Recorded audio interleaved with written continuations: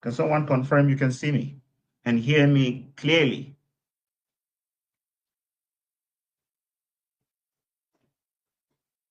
Okay. Thank you very much, Emma. And thank you very much to the team, the organization team, or the organizing team for having me in this session. And I want to say hello to everyone that is listening and that is joined, that is watching. We're talking about Africa must rise. Africa must rise. I really like the concept of Africa must rise because we have no choice. As Africans, we have no choice. And so I want to pay my respect to the speakers that have spoken to the audience before me and to appreciate the invites that I got from Mr. Nshom and the team. Thank you for the incredible work that you're doing with this amazing vision. So I want to really focus on three things today. Three things. I'm going to be speaking to us about some key things I believe are those things that will make Africa to rise. First of all, what is Africa? When we talk about Africa, what is Africa? There is no doubt that when we talk about Africa, we're talking about uh, people who are from our descent, people who are majority colored skin, and far from the race card, we're talking about people who are from the continental circumspection of what we call today the continent of Africa. That extends to Egypt, of course, Algeria and Morocco, people who are not necessarily dark skinned, but they are Africans. Now, so when we talk about Africa must rise and the things that must make Africa to rise, we're talking about the circumstance that we find ourselves, the circumstances we find ourselves in that require us to step back and ask ourselves this question of who we are, and then answer the question and decide whether we want to rise or not. I think I will drive back to the colonial period where um, there was a very, very conspicuous, you know, um, effort to make sure that the continent of Africa is specifically the place where, because there are minerals and so on, though, and there's labor, the people from here can be taken over to slavery, and then the minerals can be gotten, and this place can be the farmland for plantations, for cocoa, for coffee, and all of those other raw materials. Recently, we have deals that are being made whereby these deals are being made, and you find that instead of probably looking at why people are killing people or why people are fighting each other, as in the principle of unity, the principle of non-violence, the principle of sorting out our issues amicably and living together peacefully as Africans, you find that in that deal, peace deal, you see that there is need. Not that there is need, you see that there is a place for minerals. There is a discussion about rare earth minerals, which means even in this time, in this 2025, there is still a view that says that we are really the place where those raw materials that are needed for so and so business, so and so thing, in Europe, in the West, and of course in the East, uh, where we are supposed to be, where that comes from. So what am I driving at? We have been characterized by slavery. We have been characterized by so much that has made us to be more of beggarly, more of those who are in a position to receive than those who are to give. We have a situation where right now we are termed to be those who are poor. We have poor countries, needy countries, low and middle income countries. That's how we are being referred to in Africa. All of this show that we are not risen. This shows that we are below, but it's in principle, it's in concept. It's not necessarily that we truly are below. We are not below anybody. One of the most empowering things for me has been that I have not felt at any time that I'm below anyone. I have never, throughout my whole life, felt that I'm below anyone. I know that the whites that came to our country where I grew up in Kumbu in Banso as missionaries is true. They were missionaries, and so they probably behaved well, acted well, and so on and so forth. Those whites were nice, and they gave us sweets. They gave us, a few nice things. They would share things we never saw before, and so on and so forth. But generally, I felt like everybody should be nice.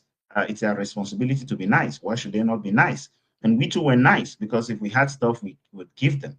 They would take them to the villages and they would like to eat the guavas and the oranges. So we were also nice. They were nice in their way, in their own way. We were nice in our own way. So I've never felt inferior to anybody. I've never really felt inferior. That's one of the how do I call it? The superpowers that this generation has. If you find anyone in this generation, especially our generation, who really still feels inferior to Caucasians, then that person has a big problem with their mindset and their perception and what they have understood. I feel that I've grown up in a situation where I could have access to information, I could have access to the things that I needed to be who I wanted to be. I never felt like anybody was suppressing me. But as I grew up and started learning, it looked more like there were systematic ways to suppress me. And as I got to understand more and more of the way the world works and so on, it became more apparent to me indeed that there is something wrong somewhere. I personally don't feel that there is anything wrong with me or there is anything wrong in me, but I feel that there is something wrong systemically, you know, and I've been learning. And that's why the first thing I want to say in terms of how Africa must rise is that we need to be educated. We need to be educated. I'll tell you, it doesn't matter whether it's those in Europe or it's those in Africa that have broken boundaries and created impact, global impact, whether you're talking about Nelson Mandela, whether you're talking about Aristotle, whether you're talking about people anywhere in the world, there is one specific thing you need to know. When someone gets educated, they can write their own ticket. When someone gets educated, they can do so many things. When you get educated, your heart can get educated, your mind can get educated, your systems, your spirit gets educated. We need to grasp as much education as possible. If there is something you could do with your free time is to get educated. We have limited time in our lives to create impact. We do have enough time to create impact, but we have limited time to raise ourselves up to be ready for the impact we need to create. And that is through education. And I'm not talking about formal education necessarily. I'm talking about the ability to expose yourself to a lot of education. Nelson Mandela was the first to get a degree in his family and essentially around the entire tribe. And he didn't just get his degree, a law degree. He realized that he needed to create a law firm. And when he created a law firm, he realized he can't just work his money, build his house, live normally, and try to be like a successful person, buy a car, and so on. He realized there was something more that his people were going through, apartheid in South Africa, that he needs to step in to try to help in. His education became useful and applied to his community, to his continent, to his country. We need to not just be educated formally, we need to use that formal education, but we also are not supposed to focus just on formal education. We need to focus on educating ourselves about things that we did not know, things that we grew not knowing, things that perhaps were told us partially, things that were taught to us partially. There are certain things that are taught to us partially. Like in Cameroon, for example, it's only in 2016 that some of us got to know a lot more substance around the history of the current Anglophone crisis. And it shocked some of us. It shocked us so much that we were wondering, where were we? How could this happen? How was this happening? We started asking questions. And thanks to social media, we're able to see a lot more. Now we can see a letter that was written by the ambassador, by the French government to the ambassador of France in Cameroon. We can see correspondences, handwritten notes between Britain and France. We can see things that were not found in the history books we studied in Form 5, formally, through formal education. So you have to extend yourself to educate yourself informally. I'll quote another example. I'm sure many people know Elon Musk. Elon Musk is a South African, by extension an African, but now he's an American because he chose to go to America because there was this stifling. He felt like South Africa was not really providing an opportunity enough for him to be able to enjoy the expanse of his vision and his ambition. So America was a more suitable environment. Now, we ourselves in Africa, we need a suitable environment for certain things. But for us to be able to even know what things we need an enabling environment for, we who are the change agents need to be so educated about things to the point where we can demand the kind of systems that we need. We can demand the kind of environment that we want. We can demand the kind of governments that we want.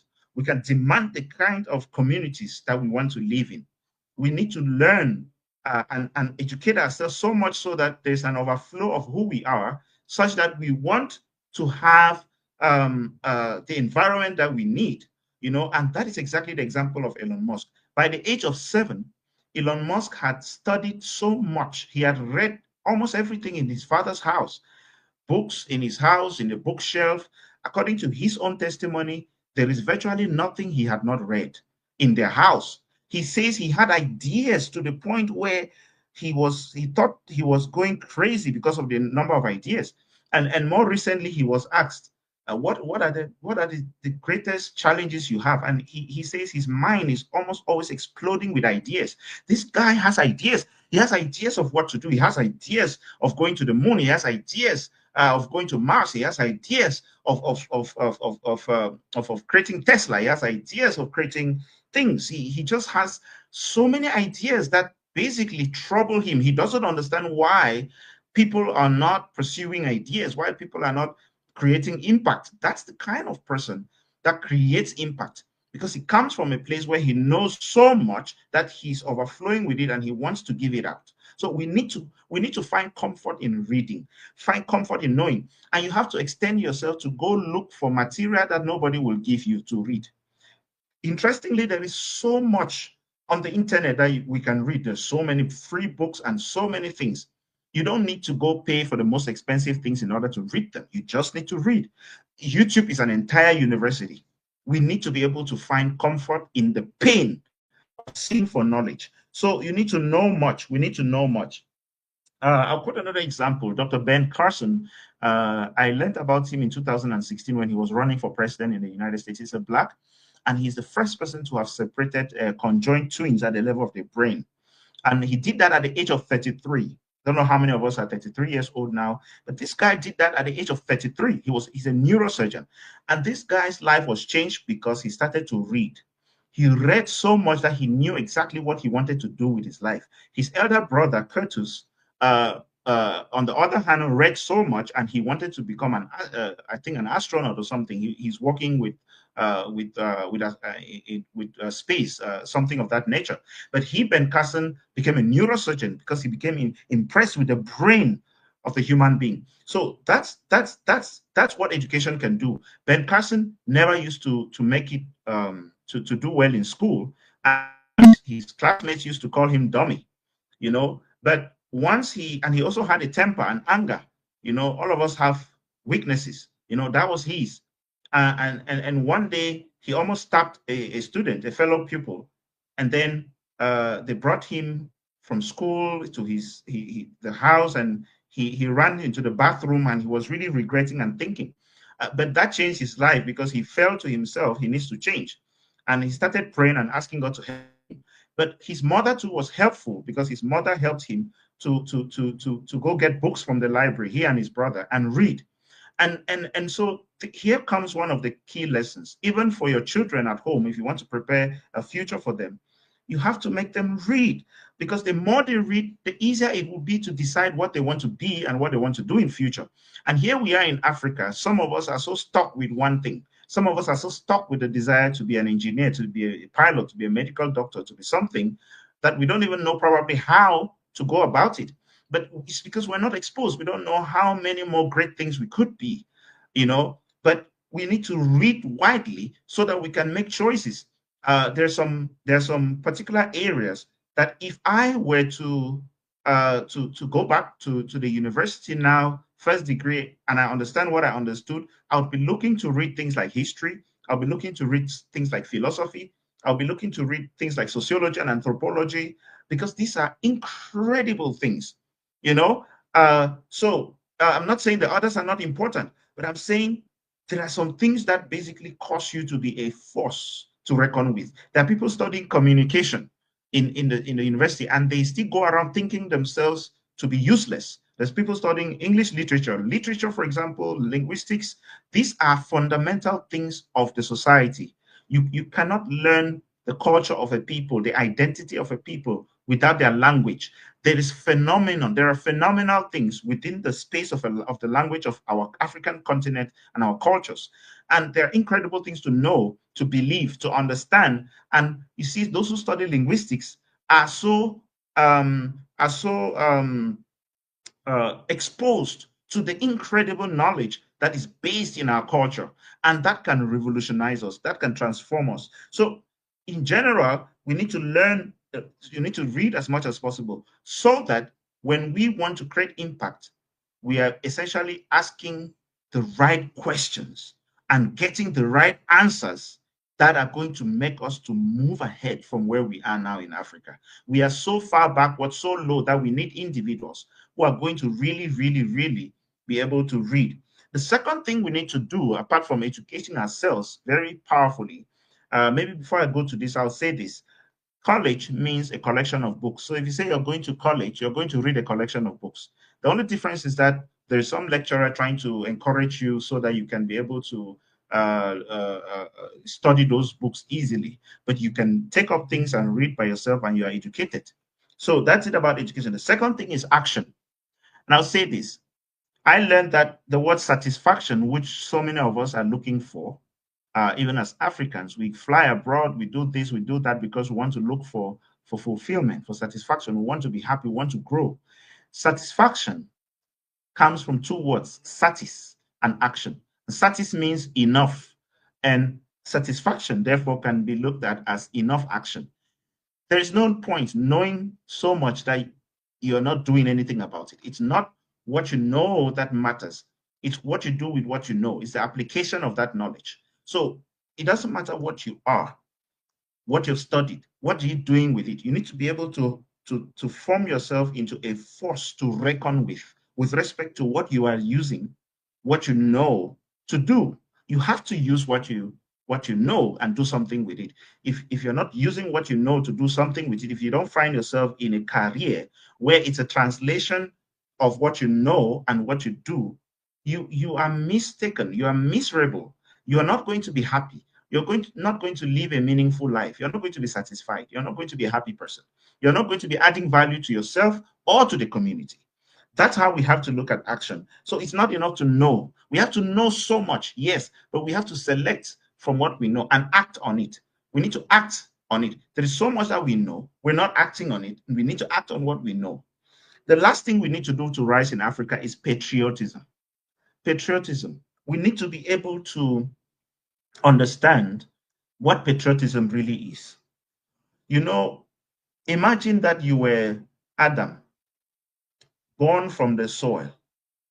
How precious will the soil from where God took you and formed you into Adam? How precious would that soil be to you? You know, we are the soil. We need to connect to our roots.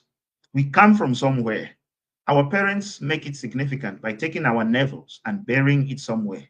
There's some of us that hate our own places where we come from to the core.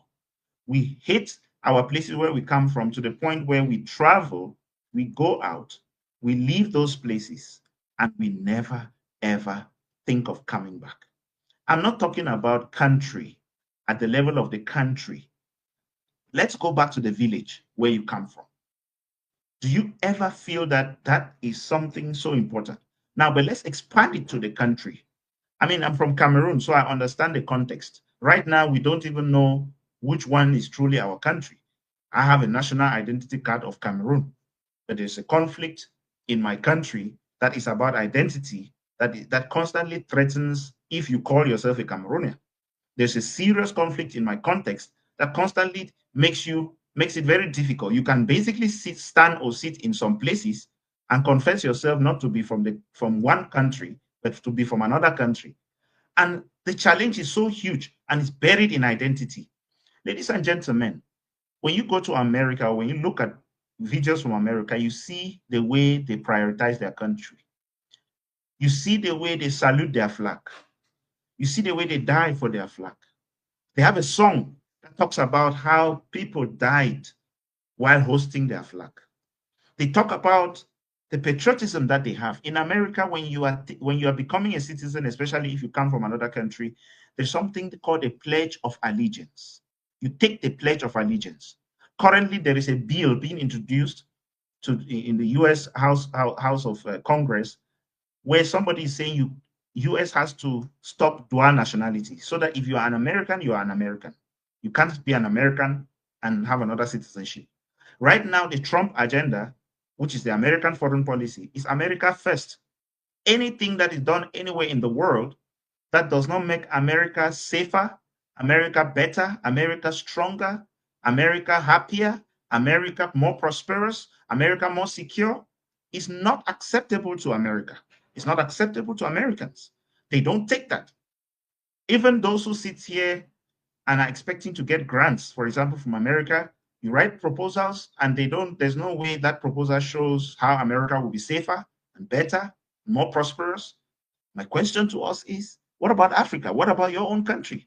How are you going to make your own country more prosperous, more secure, better?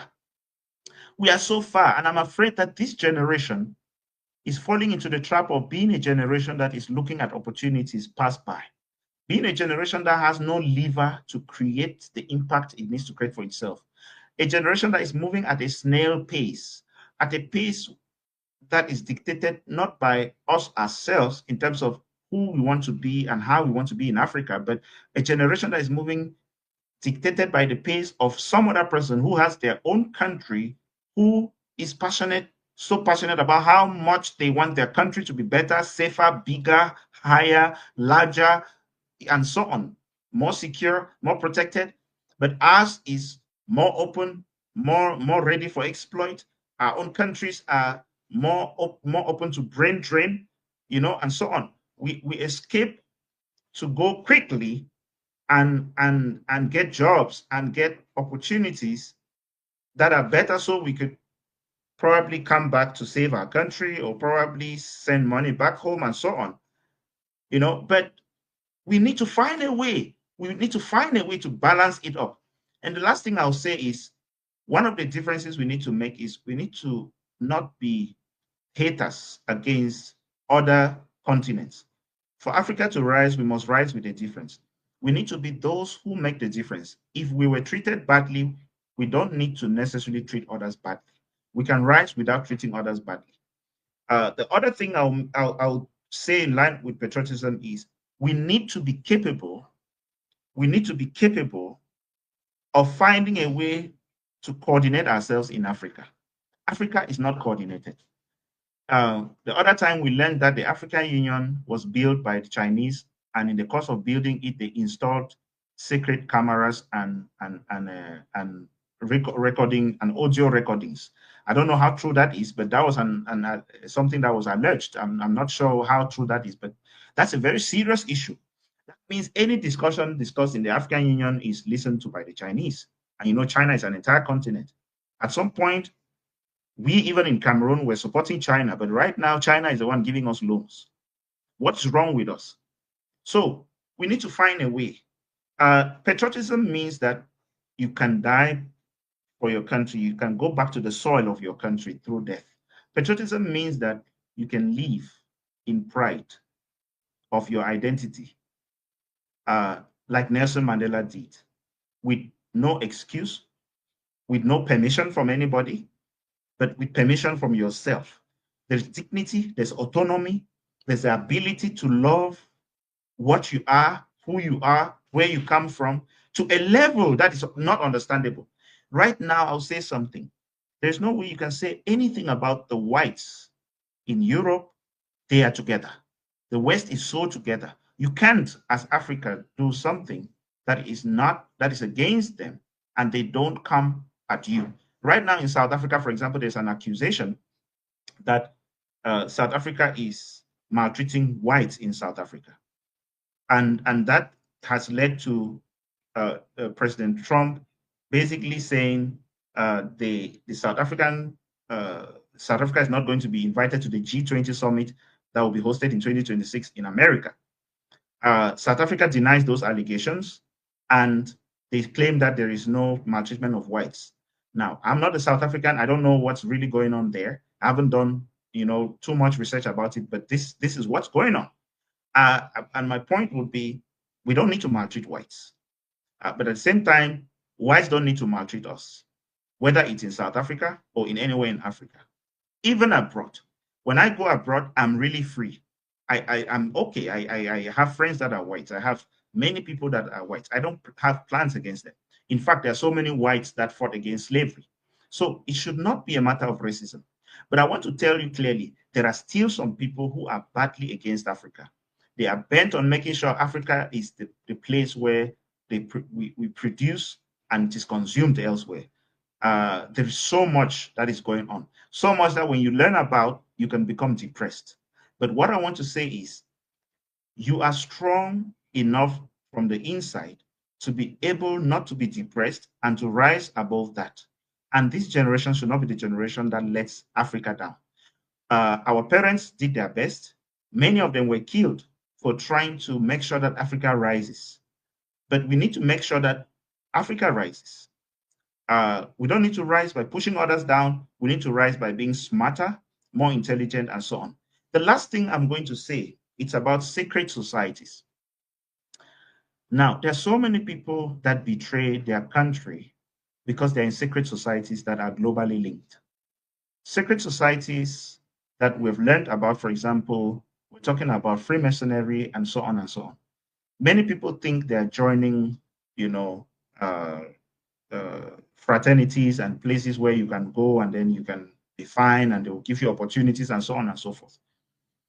The real thing is you never see the faces. That's why they call them secret. You don't know who is who. Once in a while, we are now seeing on social media, we see people in grand lodges and all of those. Please, ladies and gentlemen, those things are not things for you to be mingling with. I'm going to encourage you. Life is also spiritual. Yes, I agree. But you need to choose your own spiritual. You need to choose your own spiritual. And when you choose your own spiritual, you need to work hard in it.